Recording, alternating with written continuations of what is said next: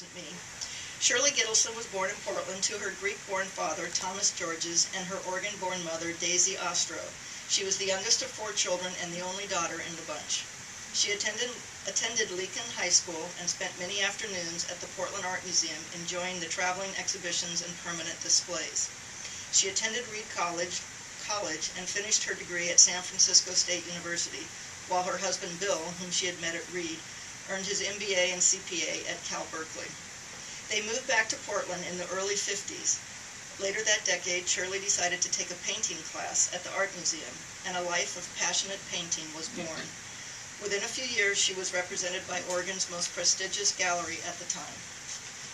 Shirley excels at painting the things she loves: her family, the Oregon landscape, the flowers she has enjoyed all of her life, and, after beginning to travel there regularly, thanks, I believe, to our landlord, Herb Goodman, the landscape of Manzanilla, Mexico.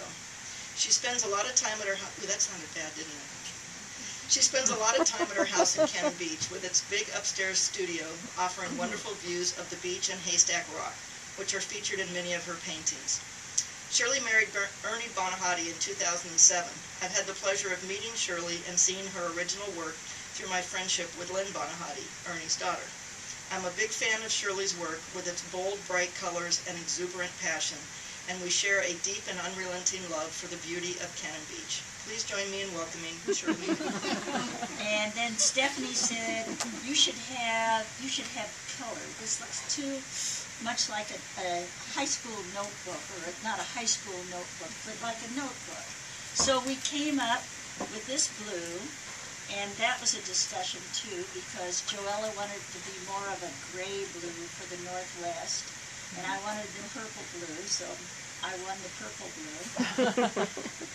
And I had white stripes, and then we changed the name to Paintings and Reflections, and we got rid of the other, because we tried color with the other cover, and it just didn't work.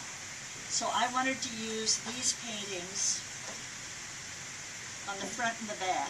The one in the back is the first one of that group, and the one in the front was the last one, pretty much, of that group that year. And so what I did was, and these I did in Mexico. And so anyway, we had a white stripe here that I thought looked pretty classy, but Joella and Beverly felt it should be grayed out, and it is, and I think it's better. And then I wanted the stripe to go all the way around here, which it does. And then we started in on the print, and Beverly's husband did 2 pages of G's, thinking it might be really kind of nice to have it be G, big G coming down. And we nixed that. And then the Paintings and Reflections, he did another page of ampersands. I didn't even know what ampersands were before I started that. But they're the things that says and, if you don't know. Most of you probably do. So anyway, that's what I learned. Oh, yeah. Or would you like me to?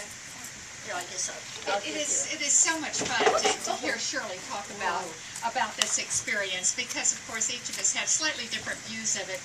It was, I will say, it was an absolute joy to work with Shirley on this book. I've done many projects with individuals and families and family businesses and so forth. I don't think I've ever had more fun working on anything, and part of it is that Shirley was fabulous. I mean, she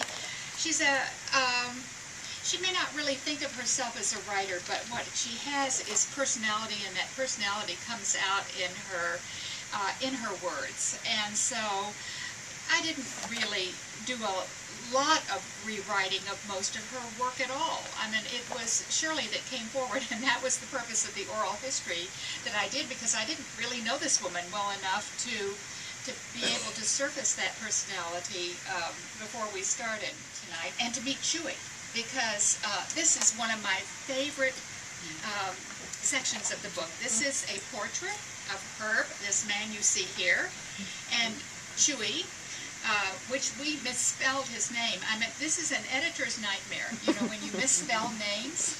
Well, Chewy, we thought, was C-H-U-O-U-I, just pronounced Chewy. C-H-E-W-E-Y, but in fact it's something much more, what is it, Herb? It's C-H-O-U-X-I-E, like pot of shoe. Oh, C-H-O-U-X-I-E. I meant, and we've misspelled it through the whole thing. So I'm very apologetic to Chewy, but let me read you this text. It's quintessential Shirley. Herb's family and my family have been friends for 4 generations, so I have seen a lot of him. He and his wife Mel have a stunning, mostly black and white home, for which they bought one of my mostly red paintings. So when Mel asked me if I would do a portrait of Herb, I jumped at the chance. I asked Herb if he wanted to include anything or anyone else in the painting. Without hesitation, he said, yes, my dog, Chewy. He explained that when he's out walking, people think there's an old man with a limp. But when he walks with his dog, people ask him about the dog and are very pleasant. He's still an old man with a limp, but he's an old man with a limp and an appealing dog. Herb and Chewy had about 3 settings. Chewy's were more like floppings. She lay on the floor most of the time. Then Herb would hold out a cookie for her, and she was, I'm sorry, Chewy, I insulted you. And she would sit up so he could see her. I painted her almost completely black, as that is what she is. Herb wanted a little more white around her eye and some white in her muzzle. He was satisfied with a painting of himself, but Chewy required extra attention. So there we are. So it was a great experience. It was a wonderful experience. I recommend it to anybody who enjoys that sort of thing or doesn't enjoy it even. If you just have something to say and want to say it, I think it's just wonderful. So